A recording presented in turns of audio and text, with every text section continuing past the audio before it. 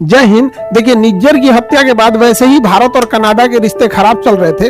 अभी कई ऐसे मोड़ आए जिसमें और भी भारत और कनाडा के रिश्ते खराब होते चले गए। और दूसरी सूचना देखेंगे हम लोग कि बीपीएससी वाले बैच के बच्चे जो ऑलरेडी दरोगा सेलेक्टेड है, उनके लिए नेक्स्ट बैच में उनका अलग सेपरेट बैच बना के उनके लिए क्या क्या किया जाएगा। तो पहले समझते हैं। देखिए, निज्जर की हत्या कर दी जाती है, इसके लिए कनाडा बहुत भड़कता है कि भारतीय, इनका कहना है कि ये भारतीय मूल के थे लेकिन कनाडा के नागरिक थे, इनकी हत्या में भारत का साथ है। इन्होंने बताया था यहाँ पे, जबकि उसी दौरान एक गुरुपतवंत सिंह पन्नू, एक बड़ा कंट्रोवर्शियल बयान आता है और इसकी एक असैसिनेशन की एक नाकाम कोशिश होती है, जिसमें होता क्या है कि एक हिटमैन हायर किया जाता है, जो ऐसा पता चलता है कि वो अमेरिका का ही FBI का एजेंट था, जो सारी बातें बता देता है। जब इसकी जांच होती है तो ऐसा कनाडा और अमेरिका का कहना है कि निखिल गुप्ता नाम के एक व्यक्ति ने पैसे देकर मर्डर कराने की कोशिश की थी, लेकिन जिसको पैसे दिए गए थे वो FBI का एजेंट निकला था। यहाँ पर निखिल गुप्ता की गिरफ्तारी चेकबाजी से कर ली जाती है और इसके बाद पता चलता है कि कोई विकास यादव नाम का कोई व्यक्ति के बारे में इनकी जांच में पता चलता है। तो अमेरिका ने अपने FBI में मोस्ट वांटेड में डाल दिया है विकास। क्या चीज़ें मर्डर के लिए है, मर्डर के लिए हायरिंग करने के लिए, कॉन्स्पिरेसी के लिए, मनी लॉन्ड्रिंग के लिए। अब इनके 3 फोटोज यहाँ अवेलेबल है। ऐसा कहा जाता है कि ये पहले फॉर्मर रॉ एजेंट भी रह चुके थे। भारत का कहना है कि अब ये रॉ एजेंट में नहीं है, फिलहाल दिल्ली पुलिस के गिरफ्त में है। ये सारी घटनाओं के बाद कनाडा, अमेरिका और ये सब एक हो गए और भारत को कहने लगे कि ये घटनाएं भारत सही नहीं कर रहा है। भले ये जापान पे परमाणु बम गिरा दे, ये सही कर रहे हैं। पूरा इराक उड़ा दिए, वो सही है। पूरा सीरिया उड़ा दिए, वो सही है। 1 साल से Hamas, Israel, Lebanon, Iran, Yemen चल रहा है, वो सही है। यूक्रेन में लड़ाई हो रहा है, वो सही है। वियतनाम पे 27 करोड़ बम गिरा दिए, वो सही है। लेकिन भारत अपना चुपचाप टुकड़ा करा ले, ये यही चाहते हैं। अभी भी जिनको लगता है कि यूरोप वाले हमारे दोस्त हैं, अभी भी अपनी आंखें खोल के देख लीजिए, आपको पता चल जाएगा क्या है। कनाडा के राष्ट्रपति आते हैं और भारत पे एलिगेशन लगाना चालू करते हैं और इन्होंने जांच जो किया उसमें भारतीय राजदूत का भी नाम जोड़ दिया। और भारतीय राजदूत का नाम जोड़ दिया कि ये लोग भी इस हत्या के आरोप में या फिर इस कंस्पिरेसी में ये लोग शामिल थे। और इनकी विदेश मंत्री कहती हैं कि हाँ, इनके ऊपर हम उचित कार्रवाई करेंगे। भाई विदेश मंत्री, आप फाउंडेशन क्लास कीजिए, हम आपको क्लास में बता देंगे कि वियना संधि के तहत किसी राजदूत के ऊपर कार्रवाई नहीं की जा सकती। वहां की पुलिस भी कह रही है, सब क्लास वलास नहीं किया है सब यहाँ पर, जिसके ऊपर FIR कर देगा सब। यहाँ पे वियना संधि के तहत किसी राजदूत के ऊपर FIR नहीं किया जा सकता है। लेकिन इस घटना, केवल नाम दे जाने की वजह से भारत इसका विरोध दिखाते हुए अपने राजदूत को वापस बुला लेते हैं और कहते हैं कि कनाडा से अब रिश्ते एकदम खराब होने के कगार पे पहुंच गए हैं। और यहाँ राजदूत होता है, किसी भी 2 देशों के बीच संबंध को राजदूत ही स्थापित करता है। जब राजदूत एम्बेसडर ही नहीं रहेगा तो कोई आदान प्रदान बातों का नहीं हो पाएगा। लेकिन ट्रूडो चुनाव जीतने के लिए किसी भी हद तक जाने के लिए तैयार है यहाँ से। तो कनाडा ने अपने राजदूत वापस बुला लिए, कनाडा से हम लोग ने राजदूत वापस बुला लिए हैं। और जो कनाडा के राजदूत भारत में थे, उन्होंने भी कह दिया कि जाओ भैया, तुम लोग का यहाँ कोई काम नहीं है। भारत ने अपने राजदूत को वापस बुलाया तो अमेरिका और वेस्टर्न मीडिया है वो ये छाप रहा है कि कनाडा ने वापस भगा दिया। अरे हम लोग वापस बुलाए हैं, कोई भगाया नहीं है। और हमारे देश में जो न्यूज चैनलों पे विस्कन्याएं हैं, उनकी उतनी पहुंच नहीं है। अभी ये लोग, हाँ आप बताइए, 4 गो बकलोल को बैठा के, हाँ आप क्या कहना चाहते हैं, आप क्या कह देते हैं, ना खर ना पतवारो जनेन प्रधान। तो हमारे मीडिया में क्या होता है, यही सब चीजें तो हो रही हैं हमारे यहाँ पे। हमारी मीडिया के पहुंच इंडिया के बाहर है ही नहीं है। और पूरा दुनिया चौपट हो जा रहा है। न्यूज सुन के देखिएगा तो ऐसा लगेगा आप सिंगापुर में बैठे हैं। तो हमारी मीडिया नहीं पहुंच पा रही है और भारत की वहां बाहर में बड़ा छवि खराब कर रहे हैं सब यहाँ पे। हालांकि ऐसे घटना एक बार और हुई थी 2013 में। देवयानी खोबरागड़े को वहां की पुलिस ने अरेस्ट कर लिया था। ये हमारी राजदूत थी यहाँ पर, देवयानी खोबरागड़े। उन्हें अरेस्ट नहीं करना चाहिए था वियना कन्वेंशन के हिसाब से, लेकिन बावजूद उन्हें अरेस्ट कर लिया था। आप समझिए राजदूत का पावर क्या होता है कि राजदूत को अरेस्ट नहीं कर सकते। अच्छा, इन लोग की हिपोक्रेसी देखिए। ईरान का राजदूत बैठा था सीरिया में, ईरान का राजदूत सीरिया में बैठा था। इजराइल ने बम गिरा दिया। तो भाई इजराइल ने बम गिरा दिया, ये अपने सेफ्टी के लिए कुछ भी कर सकता है। तो भाई जब इजराइल को अधिकार है अपनी सेफ्टी का करने के लिए, तो भारत को क्यों नहीं अधिकार है अपनी सेफ्टी के लिए काम करने के लिए। तो लेकिन भारत के लिए ये लोग नियम लगाते हैं। ये मतलब इनका अपना है, या अंग्रेजों के लिए कोई नियम नहीं होता है यहाँ पर। अब ये सब अपना ग्रुप बनाए हैं सब, 5 आईज, 5 देश मिलके फाइव आईज बनाए हैं सब, कि मतलब कुछ भी होगा हम लोग थुथुर पे लाठी रोक लिया जाएगा, हाँ हाँ हाँ हाँ करके चिल्लाएंगे हम लोग, एक ही जगह हो जाएंगे लोग, पांचों लोग मिलकर। कौन है भैया? कनाडा, अमेरिका है यहाँ पर इस एरिया में, ऑस्ट्रेलिया, न्यूजीलैंड है और ये ब्रिटेन है यहाँ पर। यही मोदी जी गए थे तो मोदी जी को बॉस कहा गया था। भारतीय मीडिया देख लो यहाँ पर, अभी बॉस कह रहा था, अभी भारत से कह रहा है कि नहीं, कनाडा से संबंध अच्छे करने चाहिए, भारत को अपनी छवि सुधारनी पड़ेगी, भारत को अपने काम करने के तरीके बदलने पड़ेंगे, यही वाले हैं सब यहाँ पर।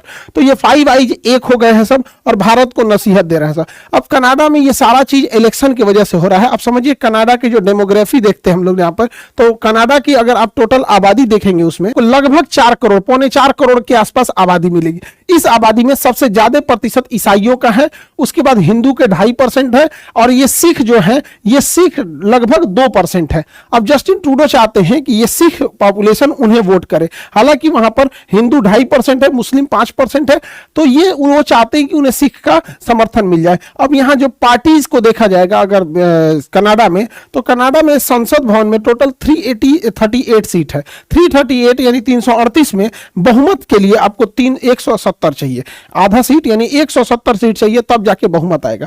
तो 170 सीट के लिए यहाँ अलग अलग पार्टी हैं। जस्टिन ट्रूडो जो है उनकी लिबरल पार्टी 156 सीट है, तो 156 सीट पे ये सरकार नहीं बना सकते, 170 सीटों की जरूरत होती है।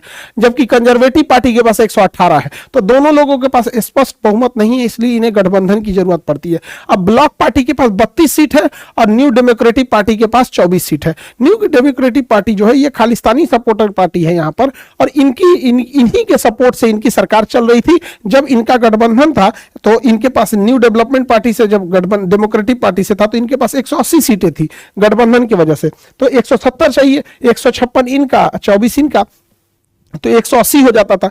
लेकिन अभी इनसे गठबंधन टूट गया तो इन्हें मजबूरी में ब्लॉक से गठबंधन करना पड़ा, तो जब ब्लॉक पार्टी से किए तो 188 हो गया। यानी अभी तो जैसे तैसे इन्होंने सरकार बचा लिया जस्टिन ट्रूडो ने, लेकिन जब इलेक्शन है अगले साल तो इलेक्शन में देखा जाएगा कि ये चाहते हैं कि ज्यादा से ज्यादा समर्थन मिले। लेकिन भारत के लोग ये ना सोचे कि सरकार बदल जाएगी और लिबरल पार्टी की जगह कंजर्वेटिव पार्टी आ जाएगी तो इन लोगों की चीजें चेंज हो जाएंगी। ऐसा चेंज नहीं होगा। ये लोग हमेशा से दूसरे हर देशों को, जैसे वो चाइना को बढ़ा रहा है, चाइना के बदले में इंडिया को तैयार कर रहा है, एक समय था इंडिया को काउंटर करने के लिए पाकिस्तान को तैयार कर रहा था, तो बहुत ज्यादा चेंजिंग नहीं आएगी। हाँ, लेकिन ट्रूडो के नहीं रहने से ये जो बदतमीजी हो रही है तो ये बदतमीजी सुधर जाएगी यहाँ पर, क्योंकि ना कुछ चीजें जब ज्यादा आउट ऑफ कंट्रोल हो जाती हैं तो कंट्रोल करना बड़ा मुश्किल हो पाता है। तो जस्टिन ट्रूडो अगर नहीं रहते हैं तो थोड़ा बहुत कंट्रोल हो जाएगा यहाँ पर। हालांकि कंजर्वेटिव पार्टी से भी बहुत ज्यादा उम्मीद नहीं लगाया जा सकता है। अब भारत को इसके जवाब के लिए ब्रिक्स देशों को मजबूत करना चाहिए, क्योंकि ब्रिक्स में वही देश हैं जो कनाडा और अमेरिका की आंख में खटकते हैं।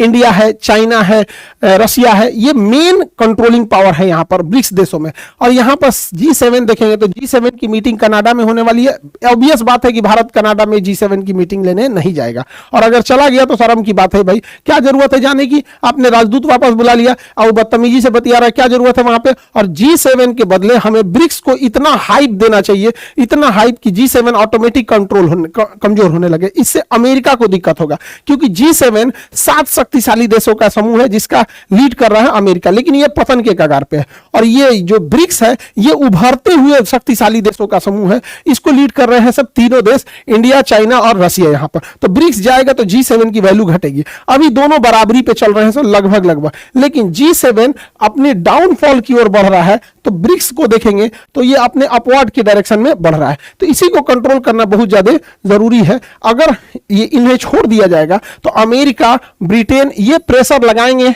किस चीज के ऊपर? कनाडा के ऊपर।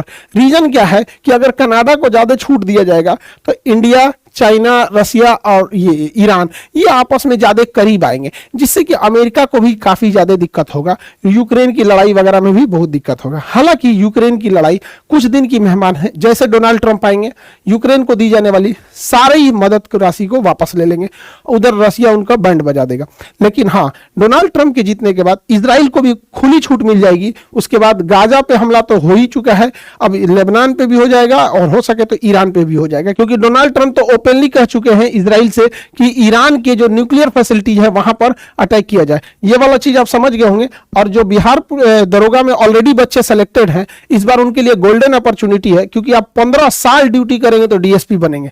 15 साल एकदम रगड़ के एकदम हालत खराब हो जाएगा तब। और आप लोग के लिए बढ़िया मौका है एक ही बार प्रमोशन के लिए, क्योंकि इस बार बीपीएससी में 2000 से प्लस सीटें हैं। यहाँ पर इतना सीट कभी नहीं दिया था, लगभग 250 डीएसपी की सीटें हैं। तो जिन लोग का है यहाँ पर, तो उनके लिए एक अलग से हम लोग एक ड्रॉ कर रहे हैं, ताकि वो लोग कैसे तैयारी करेंगे अपने ट्रेनिंग के दौरान। तो जो सेलेक्टेड हो गए हैं बच्चे, वो सारे बच्चे जो सीरियस हैं आगे बीपीएससी में बैठने के लिए, तो वो लोग कल यानी मंडे के दिन 21 तारीख को, कल मंडे है 21 तारीख है, तो कल 21 तारीख को शाम को सेंटर पे आएंगे। उन्हें सारा स्टडी मटेरियल दिया जाएगा, आंसर राइटिंग दी जाएगी, कितनी चीजें, लगभग 30 से 40 के आसपास में किताबें, स्टडी मटेरियल, आंसर राइटिंग, और उन सब का एक अलग ग्रुप रहेगा जिसमें कि उसे उसी हिसाब से सिलेबस डिजाइन किया गया है कि वो ट्रेनिंग में रहने के दौरान भी पढ़ सके यहाँ पर।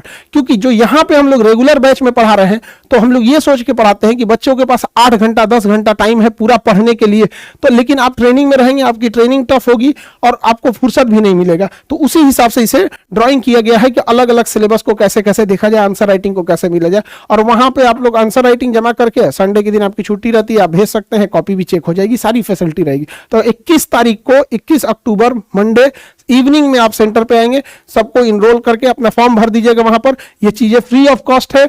हम बस ये कोशिश कर रहे हैं कि आपका सिलेक्शन हो गया, इसी साल हुआ है, 10-15 साल घसीटिएगा तब जाके कहीं डीएसपी बनिएगा यहाँ पर। तो अगर आपके अंदर मोमेंटम अभी है और पढ़ना चाहते हैं, तो और आगे जाके आपके पास ये गोल्डन चांस है, क्योंकि इतनी सीटें फिर कभी नहीं आएंगी।